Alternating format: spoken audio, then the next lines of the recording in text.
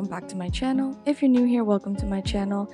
My name is Marina. I'm a lash tech based in Toronto, Canada, and I like making lash extension based videos and sharing my journey.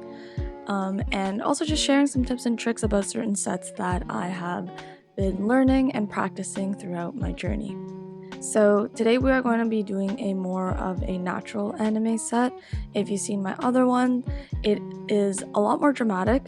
This one is what I would say a lot of East Asian girls who follow East Asian beauty trends are looking for.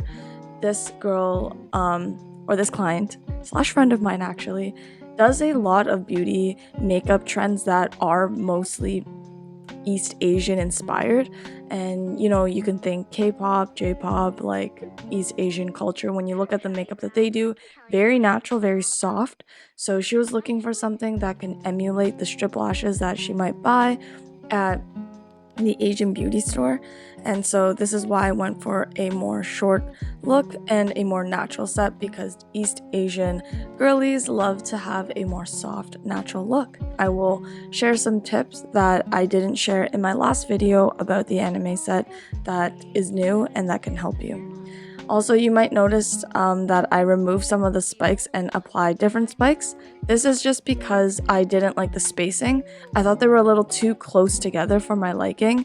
When it comes to like a set like this, I do like to space the spikes out further than what I would usually do for a wispy or strip lash look. This is to really create that kind of broken up anime look. When they're too close together, I find that kind of just starts looking more of like a wispy set, and that's not what we're going for.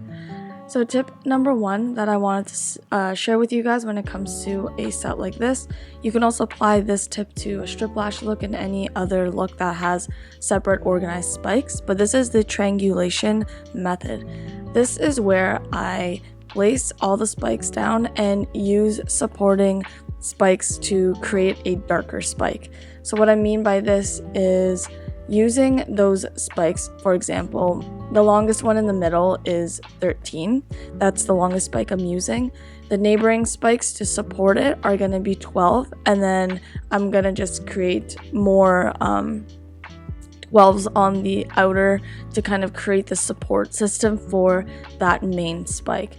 Now what you can also do is do like 13 as the longest spike, then 12, and then go even 11 on the outer to create a even kind of more of a triangle look. The reason that you want I don't necessarily like to go too I don't like to go and use too many of the longest spikes because it can look a little bit disorganized. So I tend to just use one of the longest spikes. In this case, if it was 13, and then do a bunch of 12s and 11s. This is so that the spike looks very pointy. Now at the end of the set, you can see that some of the spikes aren't as dark and organized as I want them to be. So like I said, I'm still practicing as well. Practice makes perfect, so the more clients you get requesting this set, the easier it will become for you. Because even from this set, from my very first anime slash strip lash look, I fairly improved in my skills for this, so it's just all about practice, to be honest with you. Then the next tip that I wanted to share with you guys is using closed fans for the base. So before this, I used to use open fans. I used to make my fans and place them on the very bottom layer to the middle layer. Now, the reason that I don't recommend using open fans is because when it comes to the anime set, it is a lot more natural. When it's the strip lash look, then I would use open fans. Strip lash look, I like to think falsies. I still like to think drama. It's just more glam. Whereas the anime set, you're trying to go for more of a spiky texturedness to the set. So you don't want to use something that's so bold. So an example is that my client literally asked me the last time that she was booking, she kept looking at all these different anime sets that are around her area.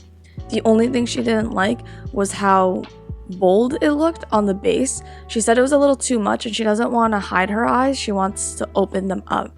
So by using spikes as the base, or not even spikes, just like closed fans as the base, it allows me to kind of create this wispiness within the set that doesn't make the lash line look too dark, and it also doesn't hide the spikes and still makes the spikes stand out a lot more.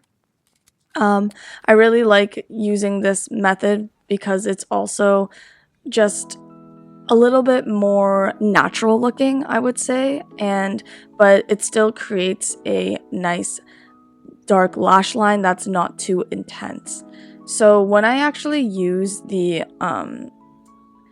spikes for the base, I'm actually going in with 0.03. My spikes that are on the top and middle layer that are the most prominent and longer lengths, those ones are all 0.07, and those ones I use 0.07 so that they're a little bit more bold, and so that when I group them together they're more noticeable.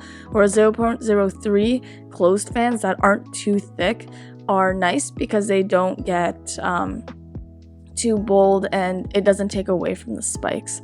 They also hold on really well as well, so I also find that the dark lash line is nice if you're trying to just add 0.03 closed fans so that it's still dark but not too dark. And I kind of layer them through the bottom to middle layer of the eyelashes. The thing that I try to avoid is not to get, so if there's like a few neighboring lashes to the spikes that are in the middle or top layer, I don't lash those ones. I found that what happens when I do that is that the spikes get kind of lost. So some of those spikes in my set today did kind of get lost, so I think next time I would try to give more space from the base and the spikes so that my lash spikes don't get too lost in it, or I would just in the future add more dark 0.07 lashes because they kind of got a little lost, not too bad, but just a tiny bit lost, a little bit more blended into the set than I wanted it to be. So that's something I would just change for the next time. And then directional placement is really important. You want to make sure that your glue is going to be drying at a rate that you can hold and maneuver the spikes so that they're facing a certain way. Again, you don't want them to look messy. You're going for clean. So I find that if you don't have the directional placement on point, then your set is going to start to look a little wonky. Also, what happens when you don't focus on directional placement is that it can throw off the look that you're trying to go for. Strip lash looks and anime sets are really focused on those spikes, and it'll cause an asymmetrical set at the very end because you'll have one of the spikes on one eye going, like, let's say right, and then the other one left, and then now your set looks kind of crazy. And we're not going for wispy textured, we're going for anime, so that's very organized. So make sure that your glue is drying fast enough. I think that's probably my main concern. If you need a little bit of more moisture, or you need the spike to dry faster when you're trying to isolate so it doesn't move, take that nano mister and mist it just slightly. That way you can add a little bit of moisture and get the glue to cure at the rate that you want it to. But yeah, those are 3 new tips, different from the last one. I think some of the things I touched upon could be similar or the same, but again, I'm just here to reiterate, hoping my videos can reach a certain group of people that this can help with. So stay tuned at the very end, you can see the results. Thank you so much for watching. It will help so much if you can follow my social media. I have Instagram and TikTok.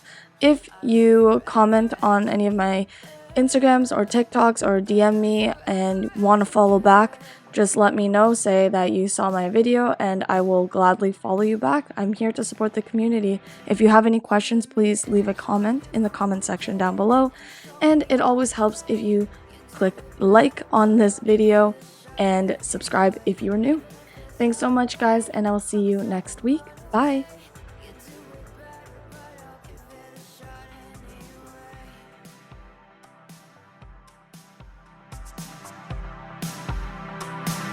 Tell me the heart